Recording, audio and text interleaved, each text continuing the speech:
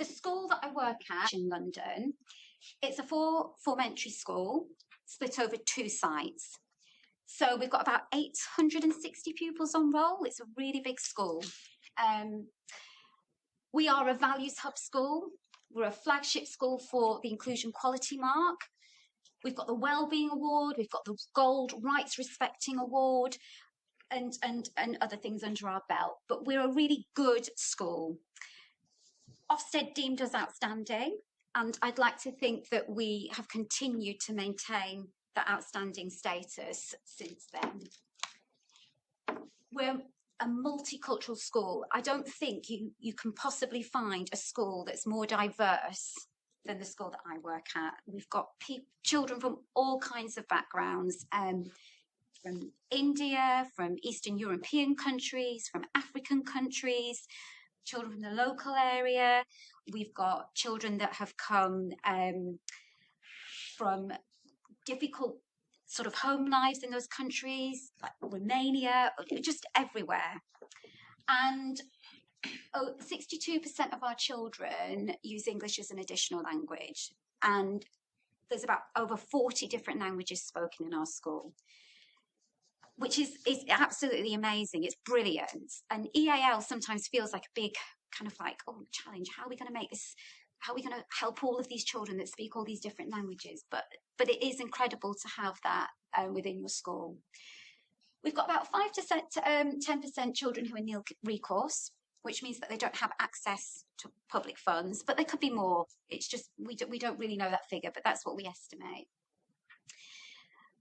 There's high levels of deprivation within our school, such as like homelessness, people using food banks, people being evicted. It's really quite challenging.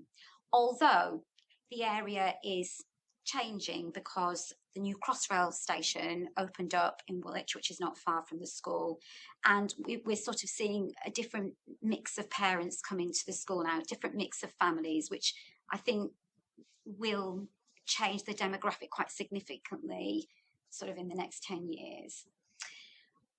We have lots of persistent absence, and a big majority of our work is trying to support those families.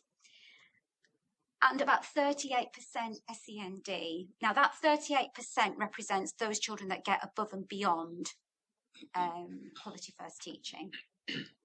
So there's lots of children who are still waiting to access support.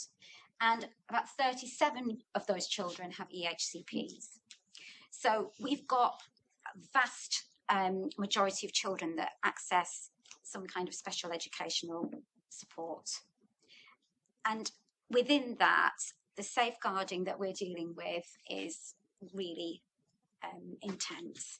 We get roughly maybe 2, 3, maybe more sometimes, even in one day, perhaps 3 disclosures about something. So it's really, really intense. And the reason I'm sharing this with you is because it gives you a context of how, when I'm talking about adaptive teaching and inclusive education and SEND, where I'm coming from. So just to give you a context as well, just about our local area, the local area that I work in as well has gangs, drugs on our doorstep, prostitutes that are just outside the school, just getting on with their daily business. We have lots of interactions with the police, people breaking into the school, people trying to access, stealing children's property. It's really quite full on what's going on just on the doorstep of our school. And so supporting our children from that perspective and our SEND children within that is also a challenge, and making sure that they're safe when they're coming to and from school, and how we teach them those skills as well. Okay, so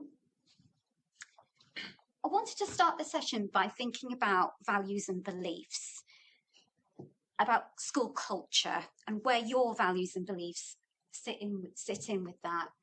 And I just thought we'd take a minute just to think about your personal views about SEND and about inclusive education, and just what your thoughts are about that.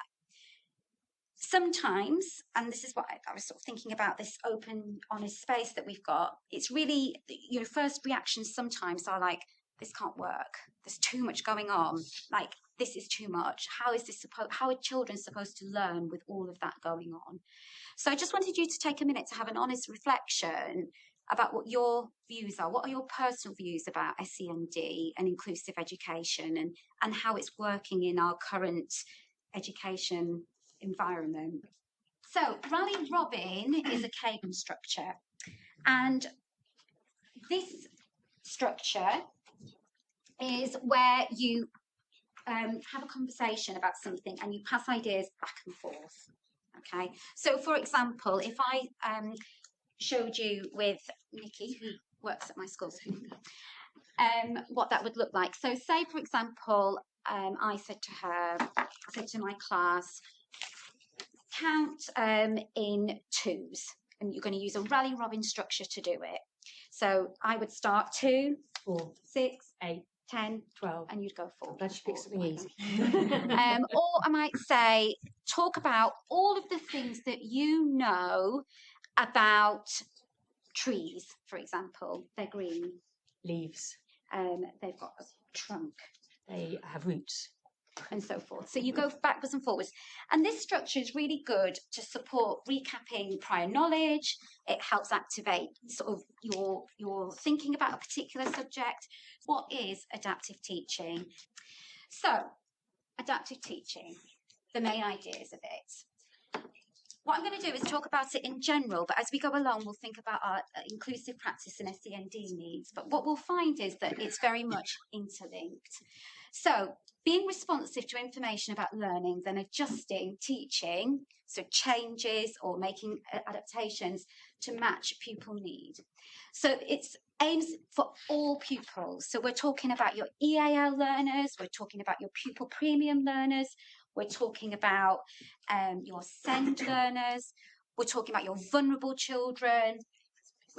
This is an approach for every single child. It recognises that different pupils will achieve the independent stages of learning before others.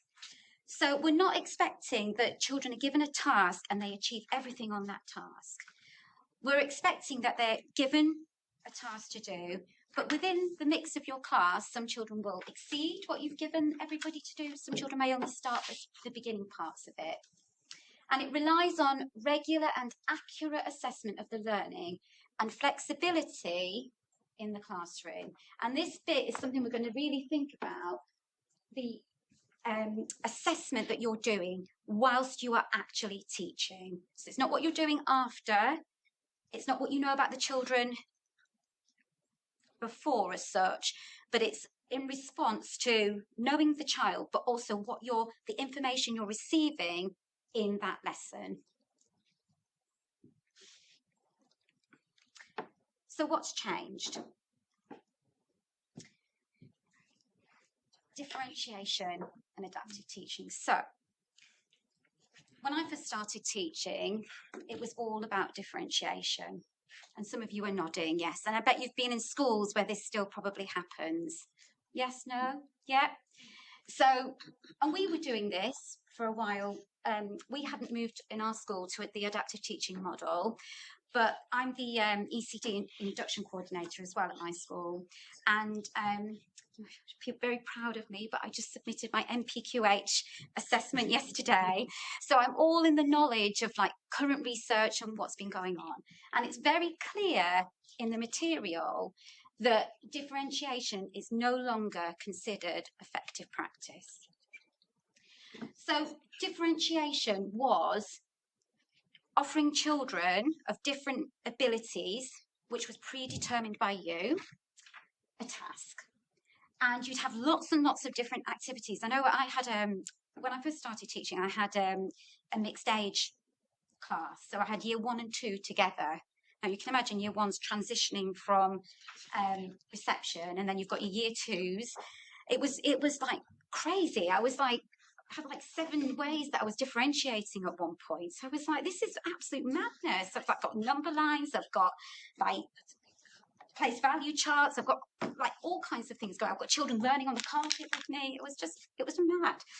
And I had children starting tasks at different times. So I was like, right, I'm going to start you off. We're going to do a little bit of input. But while I'm doing this, my more able children are going to be doing that on their own. And then I'm going to swap around. It was just quite crazy. And you had like distinctive gaps between the learning of different groups.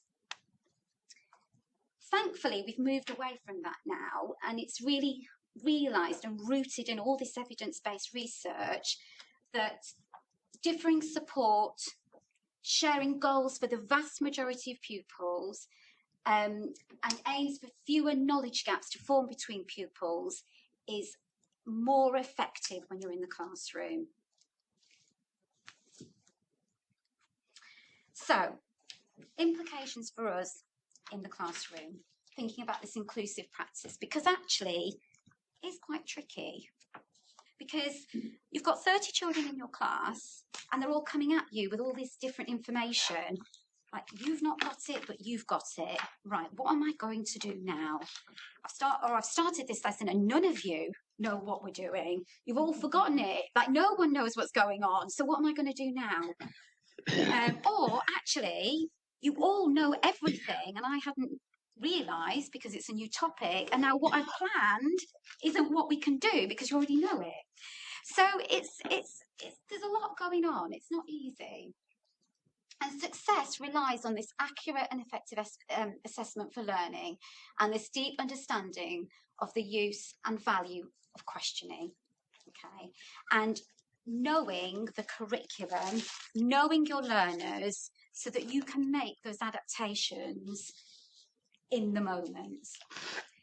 And that comes with time and skill and experience. And the great thing is that in teaching now, it's recognised as a skills-based profession. Previously, it was like you're either a good teacher or you're not. You know, you've either got like this sort of natural gift to teach, and it's brilliant that actually we've moved away from that now, and we recognise that teachers can actually practice skills to improve their practice. The skill of questioning, the skill of presence, it's a skills profession. So having confidence to deviate from the lesson plan and require depth of knowledge, flexible groupings within and across the lesson. So you might go, well, actually, we've just done this lesson, you've all got it, let's kind of sit down and we're going to move on, or we're going to consolidate, or we're going to revisit this in a different context. You guys carry on.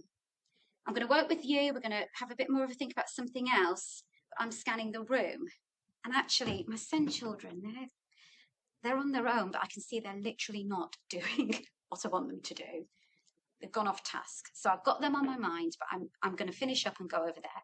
So you've got this flexible grouping approach, and then careful selection of shared ambitious goals and scaffolds. And scaffolds is something we're going to talk about as well, to manage appropriate challenge for all pupils. So with this in mind, we've got our inclusive classroom, because everybody's accessing the learning. So moving on to think about cognitive load and why this matters. Cognitive load is something that was never really considered before, or was never talked about. I didn't think about cognitive load when I was starting out in my teaching career, but actually it's such an important thing to think about, and particularly when we're thinking about making our classroom inclusive and our SEND children.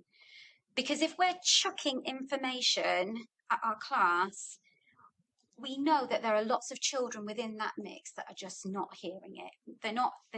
They've forgotten it, or they've not even registered what you're saying. It's not working for everybody if we're just chucking information at them.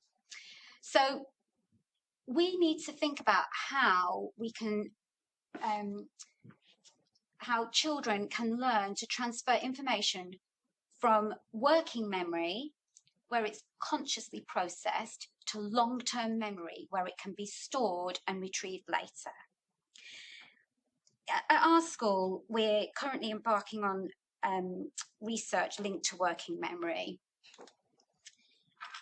because we know that the early years from 0 to 3 are such key moments in children's lives that if that time hasn't gone well for a child, there's implications for their working memory.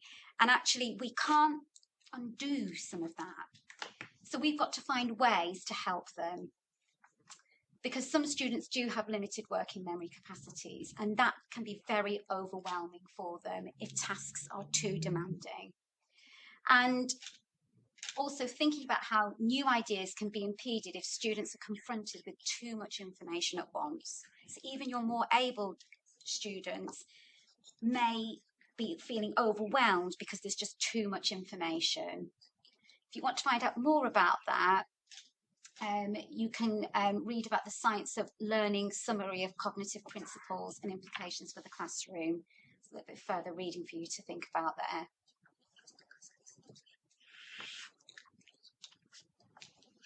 I'm thinking about this with from our inclusive sort of hats and our SEND children. We need to find ways to reduce that cognitive load. And by thinking about the different sources, the different ways that can be presented in the classroom, it can help us to remove some of those barriers for some of our children. So there may be times where there's actually unnecessary complexity in the content.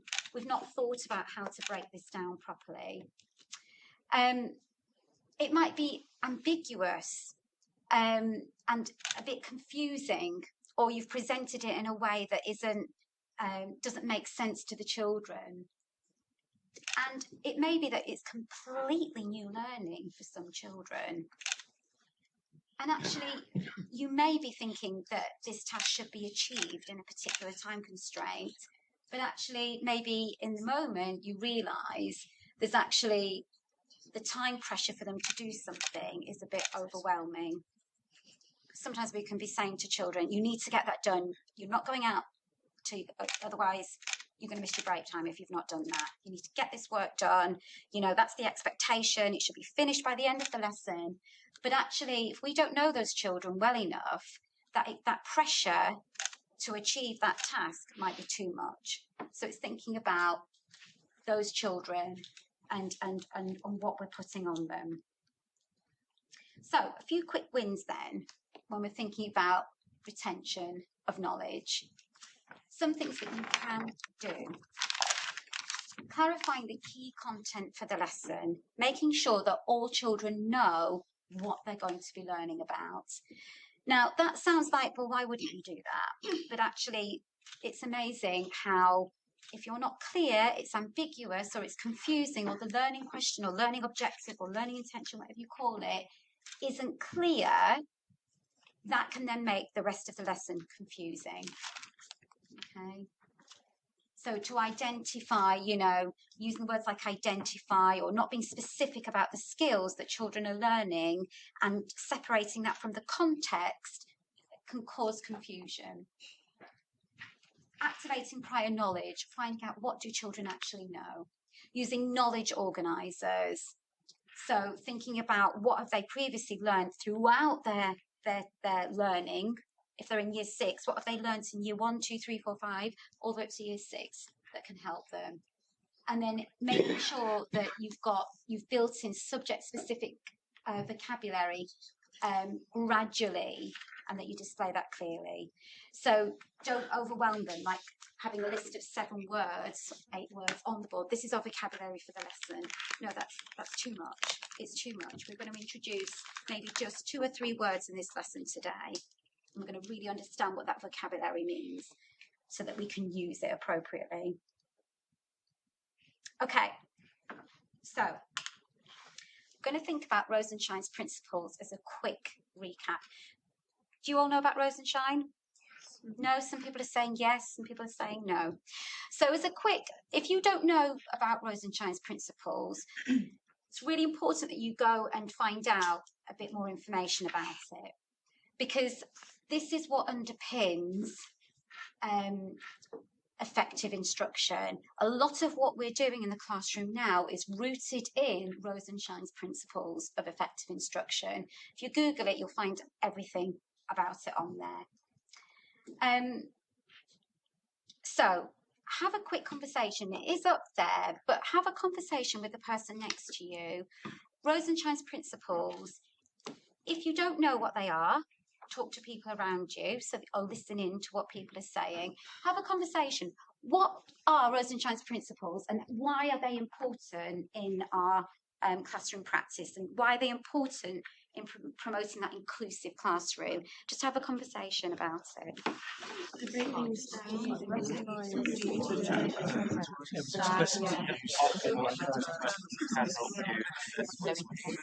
Yeah.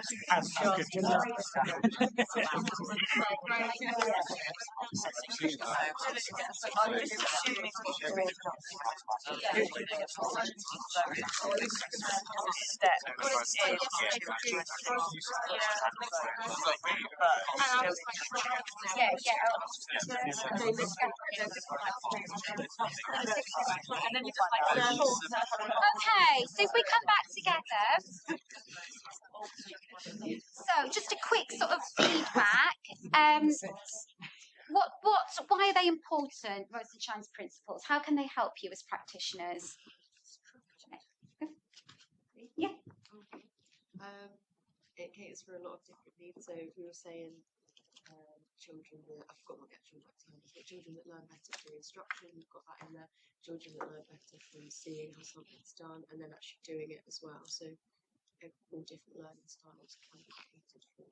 Yeah, so it meets the needs of all of the learners in your class, and it's a little bit like a checklist, to be honest. Like if you include all of this in your teaching, you might not include everything on any one lesson, but actually it's a really good go-to to checking in on supporting with planning, making sure that you're including all children in your learning that you're asking them to do.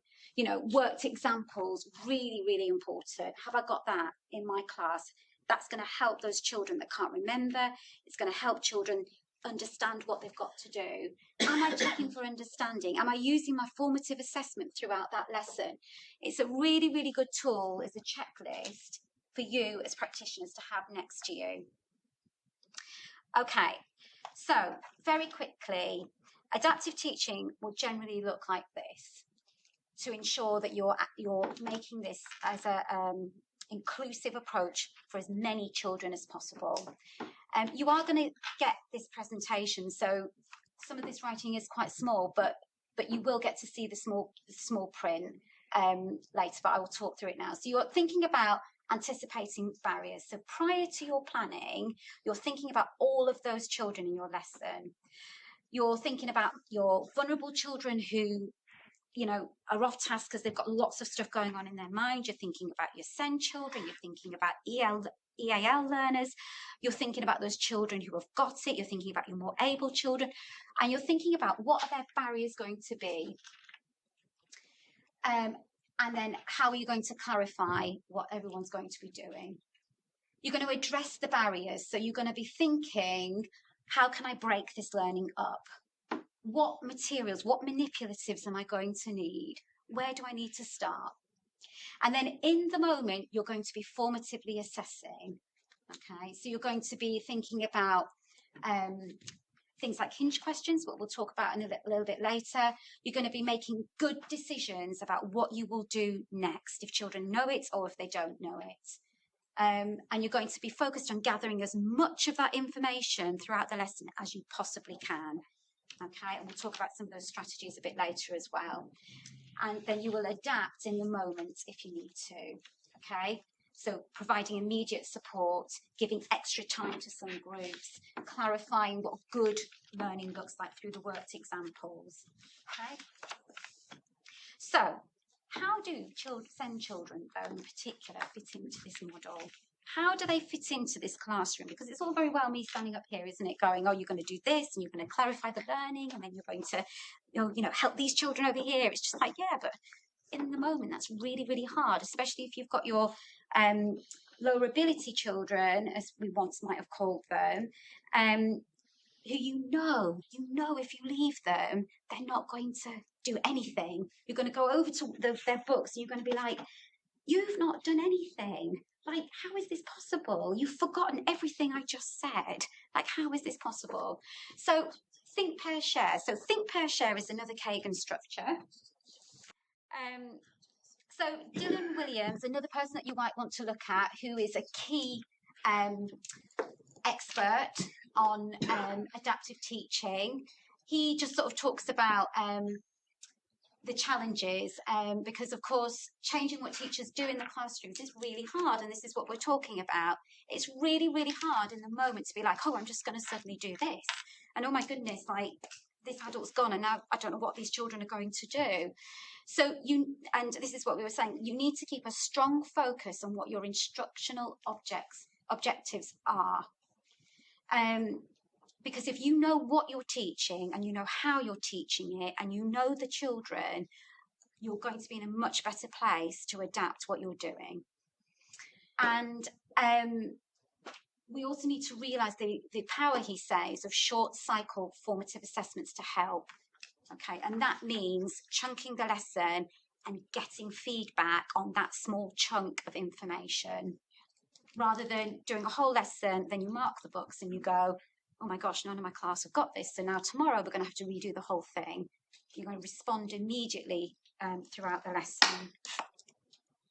And then thinking that teaching SEND is central to teaching practice, because we can ensure all learners with SEND have the opportunity to have the access to quality first teaching. So we need to rethink this idea about SEND children. They're not a bolt-on. It's not a bolt-on thought, like you're doing your planning and you go, oh my gosh, I've forgotten about, you know, John over here. He's got, oh, his worker's not in tomorrow, so I don't have a clue what he's doing.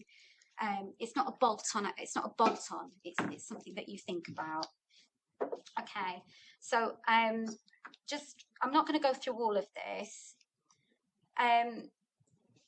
When you get access to the slides, this will be a really good outline of how you can think about planning your lessons in detail, how you identify the learning content and the things that you need to think about, and some prompt questions here for you to think about as well.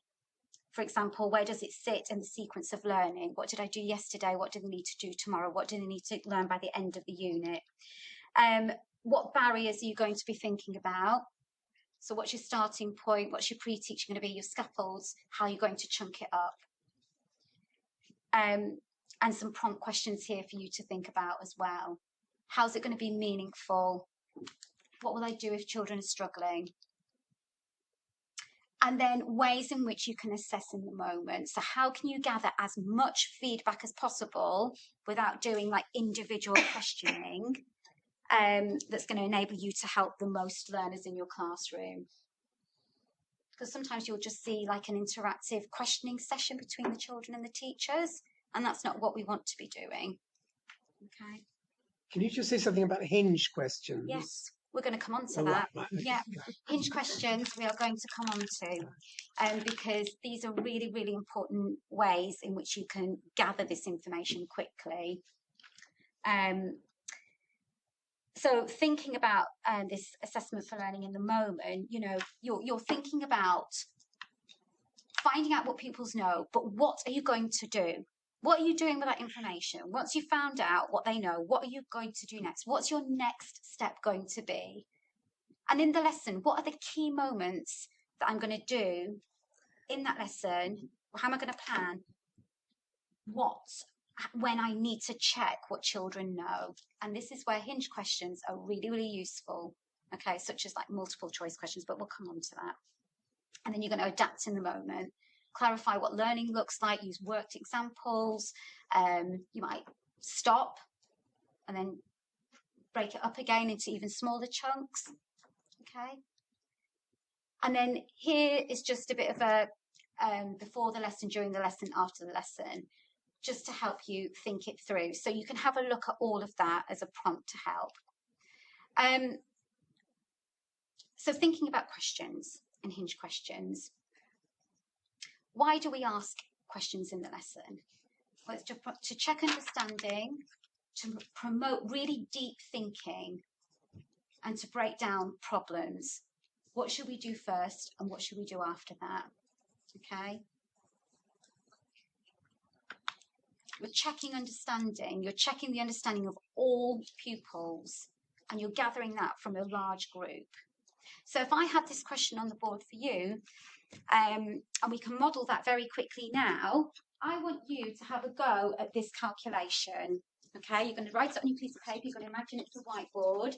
I'm going to give you 7 seconds of think time. It's not going to be a think, dare, share this one. This is going to be a bit of independent work so that I can think about what everybody knows. I'm going to answer it, and then you're going to hold your whiteboard in. So you've got your paper here, your whiteboard here, and I'm going to say 3, 2, 1. You're going to show me your answer. Okay? 3, 2, 1, show me your answer. And then I'm going to have a quick scan around the room, and I'm going to be like, you've got it, you've got it. Oh, not so sure over there. You've got it here. Right, I'm going to put some more on the board, but actually this group here, you didn't quite get it, so you're going to come and sit with me now, and we're going to work on that. But everybody else, you're going to get on with these, and then we'll have another think about it. Okay? So you're checking understanding in the moment. Did you manage to work it out? Okay. So, am I doing all right for time? Am I just like... So, how do we as teachers, can we, that's not very helpful, is it? How do we as teachers give children with SEND further opportunities within that classroom context? Because we know we've got your whiteboards here, but we've got this child here who can't actually write anything, or this child here who's just going to draw. I did have the other day when I was teaching, one of my SEND children in the class that I was in, just drawing bubble writing on his board, and I was like, oh my gosh, what are you doing? Like, no, that's not what I've asked you to do. What's going on? So how do we give those children a voice in all of that? How do we give them a voice to express their ideas and be part of that discussion? Maybe they can't talk, maybe they've not got as many words to form sentences. Maybe they struggle to write. And so how can we give children opportunities to express their ideas? The use of visual aids, sign language Makaton, some children might be using that.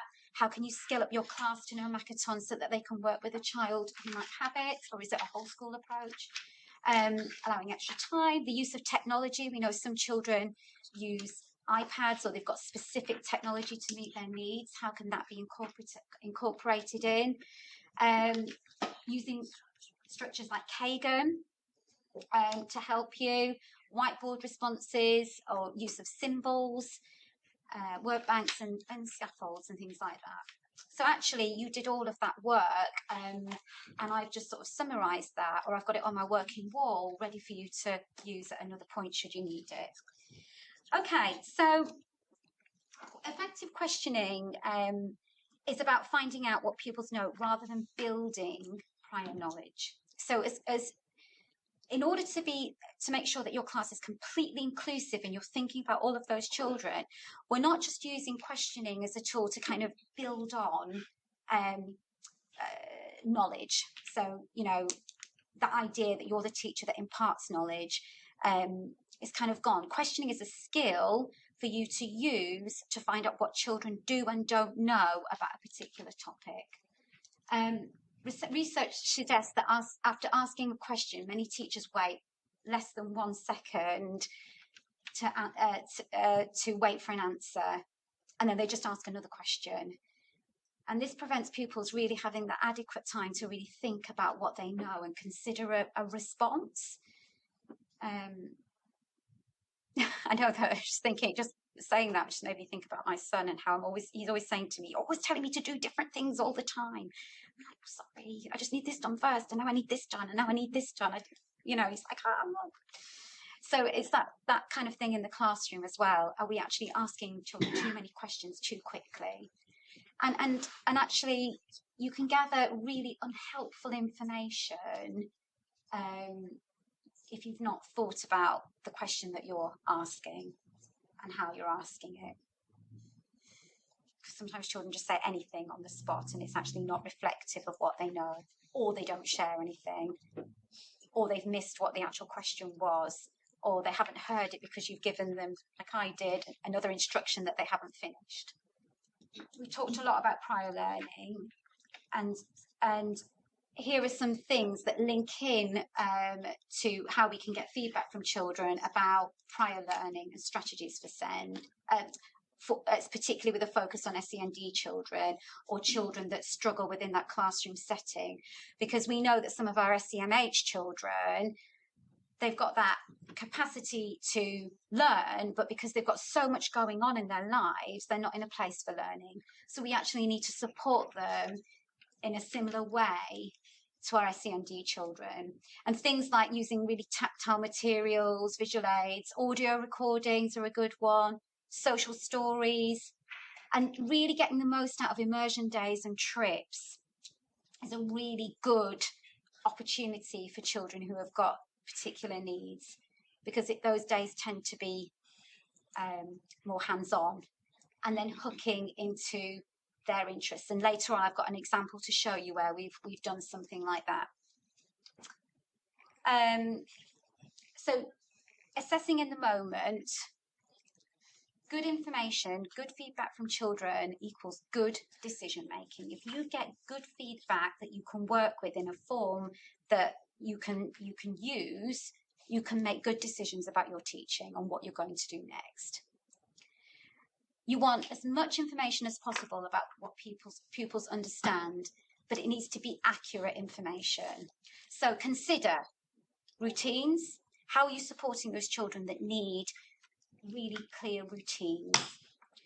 Have you got your equipment? Have you got scaffolds? Have you got your worked examples?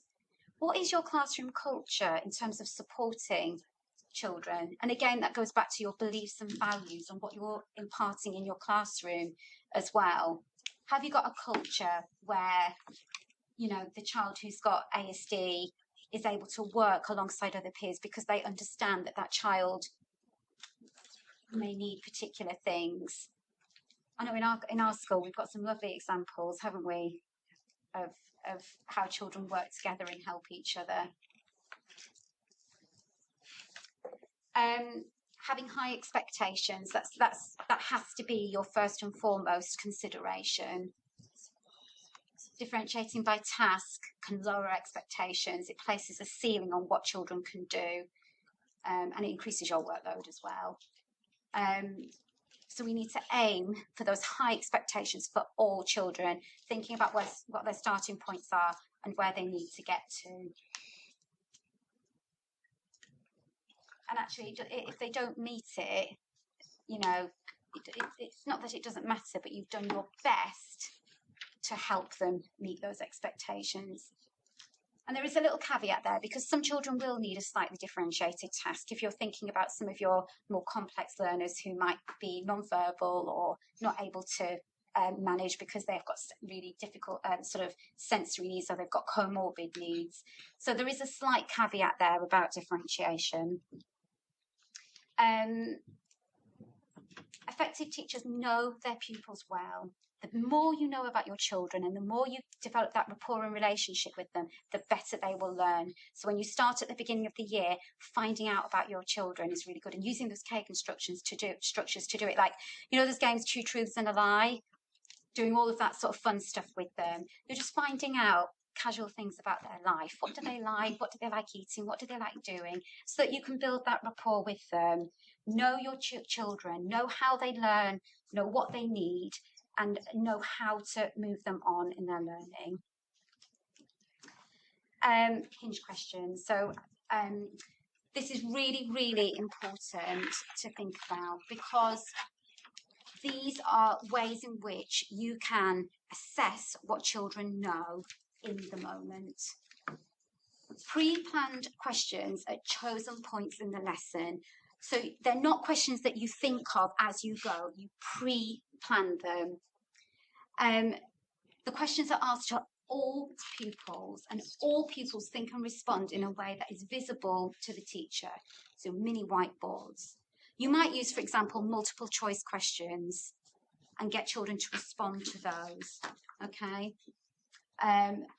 You might have like ABCD cards, you know, for example, you've got questions on the board and they've got an A, a B or a C or a D. Which one do you think is the correct response? And they're going to hold up their card to tell you. Okay, so ways in which you can assess what children know, and you can use this to gather information and inform what happens next as well. Okay,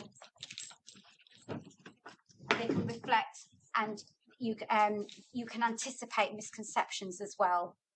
So at the start of the lesson, you might put something up there that might confuse the children a little bit. You know, like it's got like a little red herring in there, and just to find out what they do and don't know. Okay, so this is just a little checklist, but you can look through these, okay? But I am coming to the end, but really, we're moving away from this tailored approach like this to talking about how we meet the needs of all children. And these are some examples of how these are outcomes of tasks